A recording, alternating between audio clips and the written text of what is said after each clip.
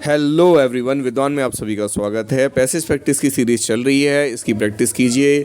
बहुत सारी वीडियोस मैं अपलोड कर रहा हूँ, बेसिक ग्रामर की वीडियो अपलोड कर दीजिए। एक रिक्वेस्ट है, इस पैसेज को आप सभी को शेयर ज़रूर कीजिए।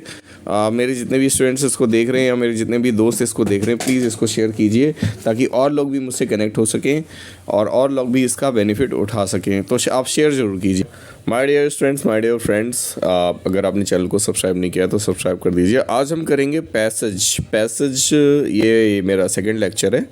आप इसके नंबर पे मत जाइए। ये तो मतलब मैंने एज ए पैसेज मैंने चूज़ किया है पैसेज, ठीक है। तो अब हम उसकी प्रैक्टिस करेंगे आज। और इसके अलावा मैंने और भी क्लासेस ली हैं ग्रामर के बेसिक्स की, आप जाके वो देख सकते हैं, मेरी प्लेलिस्ट में जाके देख सकते हैं। आप चाहे तो नीचे आपको वीडियो के नीचे लिंक मिल जाएगा।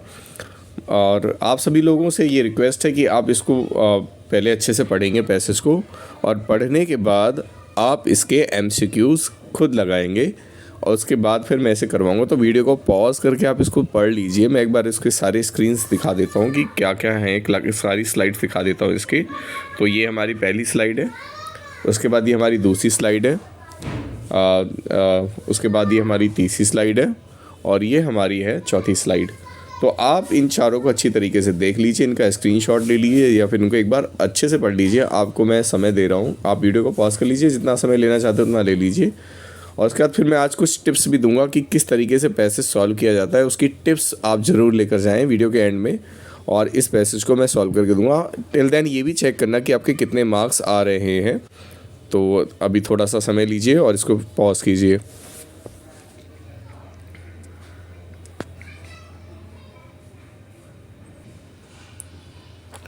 ओके एवरीवन, आई होप कि आपने इसको देख लिया होगा, अच्छी तरीके से पढ़ लिया होगा और इसके क्वेश्चन भी कर लिए होंगे। नाउ अब मैं इसकी शुरुआत करता हूँ कि ये एक्चुअली में कैसे कवर किया जाएगा। तो ये पैसेज है आपका, मैं इसको पहले पूरा रीड करता हूँ। उसके बाद पहले क्या होता है ना कि पैसेज का एक टिप मैं आपको दे देता हूँ कि देखो, अगर हम इसके पहले क्वेश्चंस रीड कर लेते हैं तो हमें एक आइडिया हो जाता है कि पैसेज है कैसा। वैसे तो अगर आपकी रीडिंग बहुत मजबूत है तो आप पैसेज जो है बहुत ही 2 मिनट में आप रीड करके अच्छे से समझ सकते हो। लेकिन अगर आपको फिर भी नहीं समझ में आता है तो आप इसके क्वेश्चन आंसर ज़रूर पढ़िएगा। तो लेट्स स्टार्ट कि क्या है इस पैसेज में, देख लेते हैं हम लोग। देखो लिखा, if you want to made you to stop guessing about your feeling and motives. यहाँ पर एक शब्द आया है मेट। मेट मतलब होता है partner, life partner. Life partner that means चाहे वो हस्बैंड हो या वाइफ हो, मेट उसके लिए आया है। तो अगर हम क्या होता है ना कि अगर हम अपनी फीलिंग्स को जो है मोटिव्स को अगर हम किसी की मोटिव है, किसी की फीलिंग को समझना चाहते हैं, मान लीजिए एक हस्बैंड अपनी वाइफ की फीलिंग्स को समझना चाहता है, तो ये काम है ना, गैस करना कि वो अभी क्या सोच रही है, क्या उसको महसूस हो रहा है, ये करना छोड़ दे। If you have to be prepare to reveal yourself, और अपने आप को you have to be prepared to reveal yourself. जो व्यक्ति हस्बैंड है उस या फिर वाइफ है, मैं एक कैरेक्टर को लेकर चलता हूँ, मैं हस्बैंड को लेकर चलता हूँ। जैसे हस्बैंड है तो हस्बैंड को अपने आप को रिवील करना पड़ेगा, यानी कि अपने आप को रिवील मतलब होता है किसी के सामने अपना राज खोलना। तो हस्बैंड को अपना राज रिवील यानी अपनी बातों को उसके सामने रखना पड़ेगा। देखियो, हस्बैंड और वाइफ के रिलेशनशिप में म्यूचुअल कनेक्शन होना बहुत ज़रूरी है, यानी कि समझदारी होना बहुत ज़रूरी है। तो यहाँ पर हस्बैंड अपनी बातों को रिवील करेगा तभी तो महिला उसकी बातों को सुनेगी। And it in the order to reveal yourself you have to know yourself. और अगर आप अपनी बातों को किसी सामने रखना चाहते हो तो सबसे पहले आपको अपने आप को जानना पड़ेगा। भाई कभी कभार ऐसा होता है कि सामने वाला बंदा गलत तरीके से आपको समझ लेता है, आप कहना कुछ और चाहते हो, समझाना कुछ और चाहते हो, लेकिन दूसरा वाला कुछ और समझ लेता है। तो इन 3 लाइन का ओवरऑल मैं ये कहूँगा कि पार्टनर यानी कि लाइफ पार्टनर, हस्बैंड वाइफ दोनों के एक दूसरे को समझने के लिए गैस नहीं करना चाहिए। अपने आप को समझकर दूसरे को समझाना, अपनी फीलिंग्स को शेयर करना चाहिए बोलकर। You can't talk openly and honestly with your mate until you have to tried being honest with your self first. आप कभी भी अपने हस्बैंड या वाइफ के साथ, मेट के साथ कभी भी ओपनली या ऑनेस्टली बात नहीं कर पाओगे। कब तक नहीं कर पाओगे? जब तक आप अपने साथ ईमानदार नहीं हो जा सकते। जब तक आप इंसान अपने साथ ऑनेस्ट नहीं होगा, अपने साथ ईमानदार नहीं होगा, तब तक वो किसी दूसरे इंसान के साथ ईमानदारी से बातचीत कैसे कर पाएगा। यानी कि पहले आप अपने अंदर ईमानदारी लाइए, बाद में आप ओपनली और ईमानदारी से बात कर पाएंगे। Take time off to be alone, है ना, अकेले थोड़ा सा समय दीजिए अकेलेपन को, जिससे आप अपने आप को समझ सकते हैं, अपनी बातों को समझ सकें। यूज़ दैट, लिखा है use that time not simply to engage in passive meditation. देखो, इस समय का इस्तेमाल पैसिव मेडिटेशन में ना करें। पैसिव मेडिटेशन का मतलब ये है कि कोई भी चीज़ जो मतलब आप पैसिव मेडिटेशन का सीधा मतलब ये है कि आप कुछ अपने मन में कुछ चीज़ें बना लेते हैं, हम अपने मन में कुछ धारणाएं बना लेते हैं, उसे पैसिव मेडिटेशन कहते हैं। मान लीजिए कि मैंने कहा कि अरे यार वो क्या सोचेगी मेरे बारे में, उसको क्या बोलूँ, या फिर वो मेरा मजाक बनाएगी, that is the passive meditation. But to carry on the active inner dialogue with your self, passive meditation को में एंगेज नहीं होना, लेकिन अपने अंदर में एक आत्मविश्वास या इनर डायलॉग को मजबूत करना है, या फिर कोई ऐसी बात जो अपने मन में मजबूत करनी है कि हाँ ये बातें मुझे अपनी वाइफ के साथ या हस्बैंड के साथ शेयर करनी चाहिए। Between the person you think you are to the inner and involve the relation self analysis. भाई अगर between the person you think, आप चाहते हो कि जिसको आप अपनी बातें अपनी फीलिंग समझा सको, you are the inner involve your revelation of self analysis and re evolution. कहने का मतलब ये है कि भाई आप वो अकेले आप ही हो जो अपने अंदर अंतरात्मा के बारे में जानते हो, और वो अकेले आप ही हो जो अपने आप को सेल्फ एनालिसिस कर सकते हो या अपने रीएवैल्यूएट कर सकते हो, यानी कि उन बातों में विश्लेषण कर सकते हो, उन बातों में डिस्कशन कर सकते हो। मान लीजिए कि एक एग्जांपल से समझते हैं। अब तुम कहोगे सर बहुत ज़्यादा मतलब बकवास सी हो गई है इसमें। अरे भाई कुछ नहीं हुआ है, बहुत इजी है, बहुत बढ़िया बात कही है इसमें। देखो भाई, हस्बैंड आता है थका हारा हुआ और वाइफ अपना घर का काम करती है। हस्बैंड ने देखा कि कोई सामान कहीं बिखरा हुआ है तो वाइफ ने कहा, तो उसने वाइफ से झटक कर बोल दिया कि तुम तो कुछ काम ही नहीं करती। वाइफ को भी गुस्सा आ गया। तो यहाँ पर उस हस्बैंड को ये बात सोचनी चाहिए कि भाई पहले से ही उस हस्बैंड ने क्या कर लिया, यहाँ पर पैसिव मेडिटेशन कर लिया, जो कि गलत बात है। कि मतलब बोल दिया कि तुम कुछ काम ही नहीं करती, या फिर यहाँ पर पैसिव मेडिटेशन में क्या होता है ना कि जब भी कोई आदमी थका हारा घर पे आता है तो सोच लेता है कि मुझे अच्छा ट्रीटमेंट मिलेगा। ये भी पैसिव मेडिटेशन का पार्ट है ना। आप मान लीजिए आप स्कूल में पढ़ने वाले बच्चे, आप घर पे आपने सोचा कि घर पे मुझे रसगुल्ले मिलेंगे, मम्मी सुबह बना रही थी, तो आपको नहीं मिले तो आप फिर परेशान हो गए। ये भी पैसिव मेडिटेशन की बात है। हम अपने दिमाग में विचार और धारणाएं बना लेते हैं। पहले हमें ये चीज़ें सोचना चाहिए कि हमारे सामने वाला पर्सन है कैसा, और वो मतलब किस तरीके का व्यवहार कर सकता है, या चीज़ें ऐसी हो भी नहीं सकती। एक्सपेक्टेशंस की बात है, तो यहाँ पे खुद को भी समझना होता है, दूसरे को भी समझना होता है, तो सेल्फ एनालिसिस और री एवोल्यूशन करना होता है। Change is impossible, otherwise no architect in the field we attempt to make your plans without assessing the present situation. हमारे अंदर चेंज इज़ इम्पॉसिबल, हमारे अंदर जो चेंजेस होते हैं वो इम्पॉसिबल होते हैं। No architect in the field we attempt to make new plans without assessing the present situation. ठीक है भाई, क्योंकि क्या होता है ना कि हमारी जो प्रेजेंट सिचुएशन है उसमें कोई भी कितना भी महान आर्किटेक्ट क्यों ना हो, उसमें परिवर्तन नहीं कर सकता। तो हम चेंजेस तब तक नहीं होंगे जब तक आप खुद से चेंजेस नहीं करने चाहेंगे। इंसान के अंदर में परिवर्तन होना चाहिए, लेकिन वो चेंज इम्पॉसिबल हो जाता है। क्यों हो जाता है? क्योंकि इंसान अपने अंदर में वो चेंजेस को ले नहीं पाता। ये मतलब मैं बात इस कंटेक्स्ट में नहीं कर रहा, पूरे पैसेज को रिलेटेड मैं ये बात कह रहा हूँ। देखो क्या है, that time not simply engage in the passive meditation but carry to active in a dialogue with yourself between. अच्छा, मैं कहाँ तक पढ़ा था? Changes impossible. हाँ ठीक है, ये चेंजेस इम्पॉसिबल हो गया, ठीक है। उसके बाद हम देखेंगे फिर से इस लाइन को देख लेते हैं। Change is impossible, otherwise no architect in any field with attempt to make new plans without assessing the present situation. तो हमारे अंदर में तब तक चेंजेस नहीं हो सकता जब तक मतलब कि attempt to make new plans without assessing the present situation, जब तक कोई इंसान प्रेजेंट सिचुएशन को ना समझ ले और उसके बारे में नया प्लान ना बना ले, तब तक वो उसमें चेंजेस इम्पॉसिबल हैं। समझ रहे हैं आप? कि मतलब हमें प्लानिंग बना के चलनी पड़ेगी, हम कैसा व्यवहार करेंगे, हम अभी की से परिस्थिति क्या है, तभी तो अपने अंदर चेंजेस ला पाएंगे। और कोई आर्किटेक्ट नहीं कर सकता, वो सिर्फ आप ही कर सकते हो। So to each of us can must take an assessment of an own asset and liabilities. हमें इन बातों का विश्लेषण करना पड़ेगा, ध्यान देना पड़ेगा अपने एसेट और अपने लायबिलिटीज़ के बारे में। एसेट मतलब होता है एसेट मतलब होता है जो चीज़ हमें पैसा कमा के देती है, लायबिलिटी मतलब होता है जिसमें हमें खर्चा करना पड़ता है। एसेट मतलब ये होता है कि कोई चीज़ है जो हमें फ़ायदा दे रही है, लायबिलिटी मतलब होता है जिसको हमें संभाल के रखना पड़ता है। तो परिवार कुछ ऐसा ही होता है, रिलेशन कुछ ऐसे ही होते हैं। रिलेशन हमारे लिए एसेट भी होते हैं, रिलेशन हमारे लिए लायबिलिटीज़ भी होते हैं।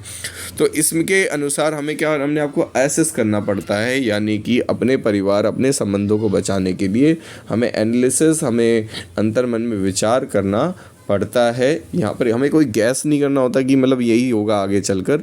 हमें हर सिचुएशन के लिए रेडी रहना पड़ता है और अपने संबंधों को मजबूत करना पड़ता है। ये इस पैसेज का पूरा जो रूपांतरण है वो यहाँ पर आपको नज़र आ रहा है। देखो पहला क्वेश्चन है, अब हम इसका पहला क्वेश्चन देख लेते हैं। कह रखा है your mate shall stop guessing about your feeling when, आपकी जो आपके साथ जो आपका पार्टनर है वो आपके बारे में अगर कोई गैस लगाना, अनुमान लगाना बंद कर देगा। कब बंद करेगा? जब आप उससे क्या करोगे, खुल के बात करोगे। देखो आप भी तो अनुमान लगाते हो उसके प्रति कि ऐसा होगा, वो भी आपके प्रति अनुमान लगाएगी या लगाएगा। नहीं, जब आप खुल के बात करेंगे तो उसका वो महिला या वो पुरुष आपके लिए अनुमान लगा रहा वो भी स्टॉप कर देगा, वो अनुमान लगाना वो भी बंद कर देगा। अगर आप अनुमान लगाएंगे तो वो भी अनुमान लगाएगा। अगर आप जो है खुलकर बात करेंगे तो हो सकता है कि वो भी खुल के बात करे। तो यहाँ पर आंसर हो जाएगा डी, यू टॉक ओपनली। ये देखो ऑनेस्ट नहीं होगा, यू नो योर सेल्फ नहीं होगा, ही रिवील्स हिमसेल्फ होगा, ये होगा ऑनेस्ट, ये यू टॉक ओपनली वाला। ठीक है, you can talk openly and honesty to your mate only. आप अपने मेट यानी अपने जो लाइफ पार्टनर है उसके साथ सिर्फ ओपनली बात कर सकते हैं, ईमानदारी से बात कर सकते हैं। कब बात कर सकते हैं? Reveal your emotions and feeling, यानी अपने अगर इमोशंस और फीलिंग के दिखाने पर, या फिर उनके साथ ईमानदार रहने पर, या फिर पैसिव मेडिटेशन के साथ जोड़ने पर, या ऑनेस्ट उनके साथ ईमानदारी से जोड़ने पर, या और ज़्यादा ऑनेस्टी दिखाने पर, या फिर अपने साथ ऑनेस्टी दिखाने पर, योर सेल्फ। तो देखो क्या है कि जब हम अपने इमोशन और फीलिंग को रिवील करेंगे तब जाके हम ये वाला सही है, ये वाला गलत है, ये वाला गलत है, ये वाला गलत है, ओके, ये वाला गलत है, ये वाला गलत है। देखो मोस्ट अप्रोप्रिएट, देखो ये चीज़ें तो आपको थोड़ी टफ लग रही होंगी, लेकिन इसमें मोस्ट अप्रोप्रिएट यही होगा कि जब तक हम इमोशन और फीलिंग्स को रिवील नहीं करेंगे, रिवील मतलब होता है खोल कर रखना या फिर किसी सामने प्रस्तुत करना, तब तक क्या होगा, you can talk openly and honestly और मेट ओनली। तभी आप अपने लाइफ पार्टनर से ओपनली और ऑनेस्टी बात कर पाएंगे। जब तक आप जब आप अपनी बातों को विशेष रूप से उनके सामने उपस्थित करेंगे तभी आप ओपनली और ऑनेस्टली उनसे बात कर पाएंगे। ये इस क्वेश्चन का सारांश यहाँ पर कह रहा है। अगला क्वेश्चन देख लेते हैं। You should take time off to be alone so that, हमें थोड़ा सा अकेले रहना पड़ेगा। अच्छा, अकेला क्यों रहना पड़ेगा भाई? कह रहा है you should take time off to be alone so that, अगर अकेले रहोगे तो क्या होगा, you talk to your self, क्या अपने से बातचीत होगी, you engage your self in a passive meditation. Passive meditation एक निगेटिव चीज़ है, मतलब कि खुद से कुछ विचार कर लेना। तो पैसिव मेडिटेशन में एंगेज होने वाली बात गलत है। Your motive and feeling are clear, ये भी गलत है क्योंकि चीज़ें क्लियर नहीं होती रिलेशनशिप में। चीज़ें क्या होती हैं, कभी उलझी सी होती हैं और कभी कभार खुद को भी समझ में नहीं आता कि हमें कैसा व्यवहार करना चाहिए। You do not change your self, और चेंज योर सेल्फ क्यों नहीं करोगे यार? अगर तुम्हें घर में शांति व्यवस्था बनाए रखनी है तो कहीं ना कहीं तो अपने आप को वो तो बदलना पड़ेगा ना भाई। अगर तुम सामने वाले पर्सन को समझ रहे हो तो अपने आप से बातचीत करनी पड़ेगी। अपने आप से बातचीत करोगे तभी अपने आप को बदलोगे, अपनी समस्याओं को समझोगे। लास्ट है आपका, कह रहा है no architect plan without assessing the present situation, कोई भी प्रेजेंट सिचुएशन को एसेस किए बिना आगे का निर्माण नहीं कर सकता। तो वही कह रहा है कोई आर्किटेक्ट कितना भी बड़ा कुछ भी हो, यानी आर्किटेक्ट मतलब होता है कि बनाने वाला। अब बनाने के सेंस में कि मतलब रिलेशनशिप को मजबूत बनाना, तो अगर हम प्रेजेंट सिचुएशन को एक्सेस ना करें या प्रेजेंट सिचुएशन को ना समझें तो कोई भी आर्किटेक्ट हमारी सिचुएशंस को समझ नहीं पाएगा, ठीक है, तो या फिर हमारी सिचुएशन को ठीक नहीं कर पाएगा। तो क्या होगा, each of us can must take an assessment, हमें असेसमेंट लेना चाहिए। नहीं, ऐसा नहीं है। Self analysis and revolution are necessary for him, उसके लिए सेल्फ एनालिसिस और इवैल्यूएशन बहुत ज़रूरी है। हाँ ठीक, कहीं ना कहीं तो ठीक लगता है। चेंजेस इम्पॉसिबल अदरवाइज, हाँ ये बात तो पैसेज में भी मेंशन थी, ठीक है। No assessment of own asset and liabilities is possible, हाँ ये भी बात ठीक है, कहीं ना कहीं के एसेट और लायबिलिटीज़ नहीं हो पाएगी अगर हम क्या करें, अपने आप को एसेस या प्रेजेंट सिचुएशन में एसेसिंग ना करें। तो यहाँ पर क्या है कि जो ये लाइन है, देखो इसमें आपको कन्फ्यूजन हो जाएगा डी में कि डी होना चाहिए या फिर बी होना चाहिए। मेरे हिसाब से बी और डी ये तीन ऑप्शन मुझे सही लग रहे हैं। तो आप कहोगे सर कि इसमें हो सकता है डी हो, मैं भी मानता हूँ, या बी हो सकता है, लेकिन इन दैट केस जो आंसर यहाँ पर गिवन है वो है सी है। और सी इस वजह से गिवन है, वो भी सही है क्योंकि ये लाइन उससे पैसेज में कनेक्ट है।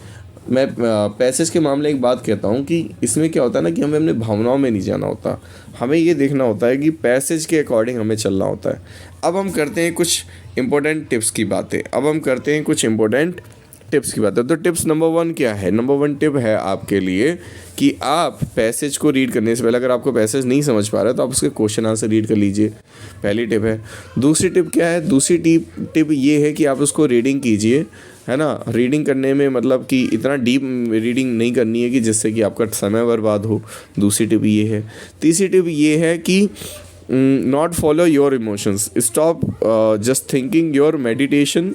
यानी कि कुल मिला के पैसे मेडिटेशन एक तरीके से आप कर लेते हैं कि नहीं इस पैसेज में ऐसा होगा, तो भाई इसमें अपनी विचारधारा को साइड में कीजिए, जैसा पैसेज में कहा जा रहा है बस उसी बात को मानिए। अगर पैसेज में किसी महिला की बुराई करी जा रही है, पैसेज में अगर किसी भी पुरुष की बुराई की जा रही है, पैसेज में मतलब किसी समुदाय के प्रति बुराई की जा रही है या फिर अच्छाई की जा रही है, तो आप अपनी भावनाओं में ना बहें, जैसा पैसेज में कहा जा रहा है वैसे ही करें।